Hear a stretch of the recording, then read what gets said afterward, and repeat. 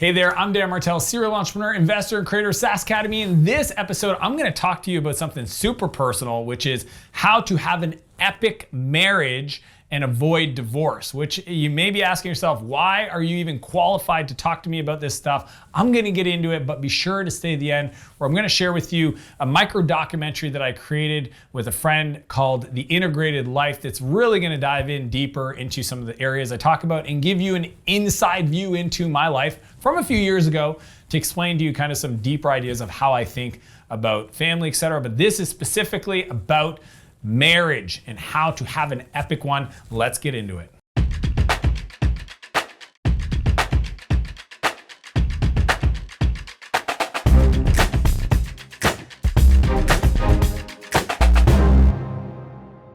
So I want to share something pretty personal for me. A lot of you guys probably don't know this, but before my marriage to Renee, my wife, I was actually engaged before to another woman. I was in my mid-20s and I was a workaholic, and the whole thing fell apart. Literally, probably 2 months before the wedding, came home one day, she dropped the ring on the table, said she couldn't do it anymore, and left. And the person I was there to today, I'm not even the same person. I used to be incredibly selfish, incredibly work focused, incredibly driven on, success, and really didn't put my partner at the time, as a priority in any way, shape, or form. And I 100% own it, admit to it, and had to go on a totally different journey. And that set me down a path of studying, because I was confused, like, how am I so good at business but so bad at relationships? So I just kind of started thinking about, like, what are the books I need to study? Who are the mentors I need to get? Who are the role models I need to surround myself with? What are the seminars I need to attend? How do I invest in myself around this specific area of my life? And that was a 3 or 4 year journey until one day I met this incredibly beautiful and talented and smart woman named Renee Warren. And we've been happily together now for almost a decade. We ended up doing the babies first before the marriage, not because it was unplanned, but it was just sequencing. And it's been literally the most epic ride. I mean, today, we both have our own businesses. I make her breakfast every morning. We do date nights every week. We do quarterly retreats. I mean, a lot of people from outside, they think like, oh, couples goals. But I'm gonna share with you in this video the specific strategies that we have to implement to have an epic relationship, an epic marriage for each other. Because it's one of those things where it just doesn't happen by chance. You just don't happen to meet somebody that you're compatible with and have this, a happy ever after story. So let's dive into the specific things that you can do to create an incredible relationship in your life. Number one, put your marriage first. Now, this might sound crazy. I know for a lot of the women out there, Renee had a hard time with this, but we have kids, okay? We have 2 incredible little boys. And my rule is we need to be good first before we can be great parents to them. And it's too easy to just say, like, our kids need us and we're second and whatever. Trust me, your kids want one thing.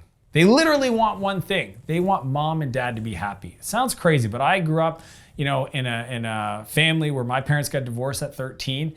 And trust me, at that point, all I wanted from my parents is for them to be happy, for them to be connected, for them to love each other. And it's one of those things where if you don't put it first, it's too easy for you to drift apart. It's too easy for you to sacrifice in the name of some other thing and then just get to the point where it's just too hard to make it work again. So my suggestion and my challenge to you is put your marriage first amongst everything else. Because somebody said, well, what if I have this big business opportunity and I miss the opportunity to execute this? You know what's really expensive is divorce, okay? So people are like, oh, I can miss this opportunity, or I gotta do this, or I gotta go, whatever. It's like, your divorce is gonna cost you way more than some missed business opportunity. So that's number one. Number two, always be dating. Okay, so one of the things and I'm not great at this, but I literally tell myself all the time, date your wife, date your wife, date your wife, date your wife, date your wife. I literally just remind myself when I come home, be sure you're dating your wife, you're dating your wife. What does that mean? It means take care of yourself. It means look good for your wife. It means go on dates. It means ask questions. Remember, like, this is what's funny. You know, especially when I talk to like teenage boys, so I do a lot of work with at-risk youth, and I always tell them, I was like, the amount of energy and focus you put into trying to, like, you know, be with a girl that you have a crush on, if you took that same obsession around the girls, these young teenage boys, and they know what I'm talking about, and you applied that to success, you would be wildly successful. Like, I've seen people walk 4 hours to meet a girl. I've seen people stick around all day by their phone to talk to a boy, et cetera, et cetera. So what I remind myself is the mental state I was in regards to what was I leaning into when I was dating, what questions would I ask, what things would I be interested? Did I send text messages? Would I tell them I love them? Would I, think of them, buy them something? So always be dating to me is just a reminder to make deposits into the bank account of your marriage, so that when you have to get a withdrawal, when if you don't put any deposits, there's nothing there. And to me, that's just a mindset and a belief system that I've created. And again, I'm not perfect and I'm working on it, but I want to continuously date my wife for the rest of my life. Number 3, weekly family meetings. Now, this is something when we share with other couple friends of ours that they're always intrigued about. My wife actually put this together. If you search Family Academy and it's the weekly family meeting agenda, you'll probably find a download, because she had to put this together because people would ask us all the time. The weekly family meeting for us is a 30-minute meeting that happens for us, again, every Friday, right before lunch. We get together, my wife and I, and we go through an agenda.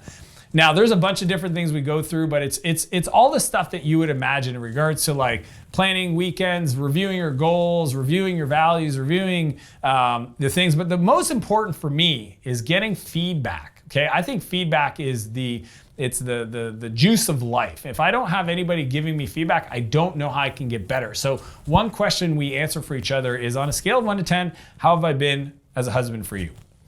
Open, broad question, 1 to 10. Now, I might get 9.5, I might get a 6, I might get a 4. They happen very rare, but they have happened and they hurt. But the cool part is, because we're doing this every week, I've got 52 opportunities every year to be a 10. I got 52 opportunities to get feedback so that I know what I can be better. Now, some of you are saying, I already know what my wife or my husband wants from me. I don't need to hear it from them again. That's crazy. You may not know. You may not realize there's something that they need from you that is very simple, very easy for you to change, and would take no time whatsoever. Okay, so I'm gonna highly recommend, and it's not an opportunity to just unload on somebody. I actually, when we give ourselves each other's score, the other person has to ask, like, do you wanna know the reason behind that score? It's like, yes, tell me. It's like, oh, this happened and this happened. Oh, okay, cool, I can see how that would work. Let me work on that. That's a commitment I make. I get it, I understand it. Now, if I don't feel like working on it, you don't have to make a commitment, but at least now you know. But the family meeting, the weekly family meeting, 30 minutes, dedicated and focused between you and your partner to get on the same page, to make sure that you don't get drifted too far apart for too long. Because that's what happens. People are like, we are so not the same person, because they just drifted too far apart. It's like living with a roommate, and you need to make sure that you're aligned, you're focused, and you have the opportunity to get that feedback. Number 4, accept repair attempts. So repair attempt, what is it? Well, I read about it. I think it was in the 7 dysfunctions of highly dysfunctional marriages, some book like that. I did the homework. I read the books, Men Are From Mars, Women Are From Venus, etc. The Way of the Superior Man. I wanted to study what does it mean to be a great partner? And in one of the books, this idea of a repair attempt, I realized that you need, whenever you're fighting, okay, and every couple fights, 100%. If you say couples don't fight, it's not true. Every couple fights.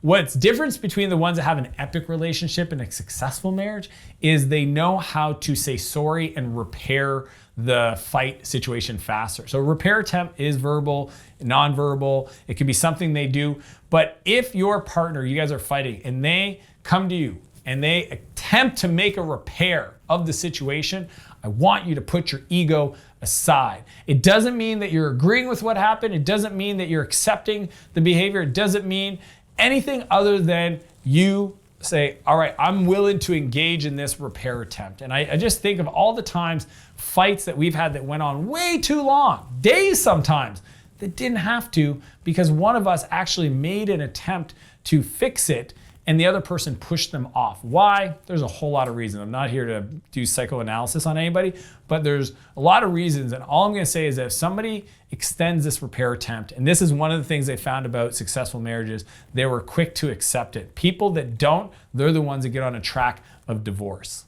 Number 5, you do you. Oh, I'm saying it. You do you. Here's what I mean by that is some of you are using your partners as an excuse to fail. You're using your partners as an excuse not to play big. You're using your partners as a reason that you can't succeed. Guess what? They are them and you are you. And if you truly want to win and have your own success, you need to do you. I think too often, because I work with some high performing entrepreneurs, people that build very big companies. And I often hear them say, well, it's not fair because my wife isn't into personal development, or my wife's got a fixed mindset, or my husband's got a, he doesn't believe in my vision, or he doesn't believe in my stuff. Look, at the end of the day, you need to do you. You need to, yes, put your marriage first, date your partner, et cetera, et cetera, et cetera. But you need to focus on the things you control, which is the time you wake up, the priorities of your projects, how you manage your time, the planning, the strategies, the people you surround yourself with, your ability to overcome adversity. Those are all things you can control. And anytime we use our partners as a reason to not move forward, that's where resentfulness comes from. And honestly, it's just not true. So I don't care what situation you're in. Well, if you're in a traumatic, abusive relationship, obviously get help. But if you're trying to build something and your partner doesn't see it today, okay, and it's not their fault, because the other thing is that if you have a pattern of doing stuff and not finishing them and doing them and not finishing it, it's not their fault that they don't see that. That being said, if you're doing it again, you need to prove them wrong this time. You need to stay consistent. You need to push through when it gets hard. You need to show them the result. And look, if they don't get it and they don't support you, and it takes a while until they finally go, I get it now, that's fine. Just you focus on you. Take care of your health, take care of your business, take care of your goals, your dreams, your aspirations, and trust me, that energy will flow throughout your partnership and marriage. So quick recap of key strategies. Number 1, you have to put your marriage first before your kids. Number 2, you always have to be dating. Number 3, weekly family meetings. Number 4, accept repair attempts. And number 5, you do you.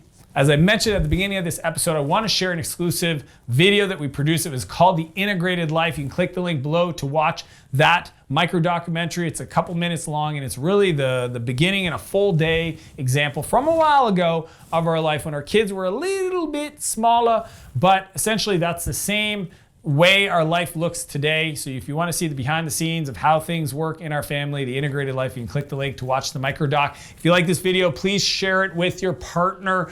Get them on board with your ideas and vision for what's possible in your life. Share this video, click the subscribe button. And as per usual, I want to challenge you to live a bigger life and a bigger business, and I'll see you next Monday.